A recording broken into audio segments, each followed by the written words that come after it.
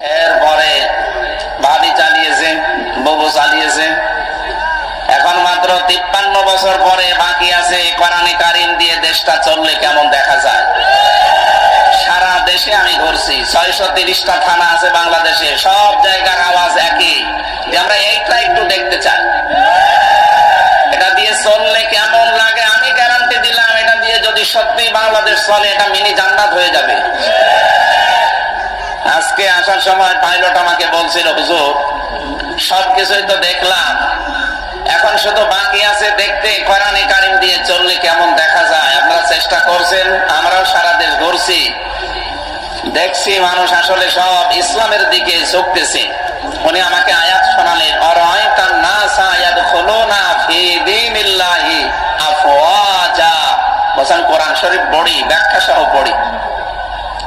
উনি আয়াতটা 100 ভাগ বিশ্বাস করেন।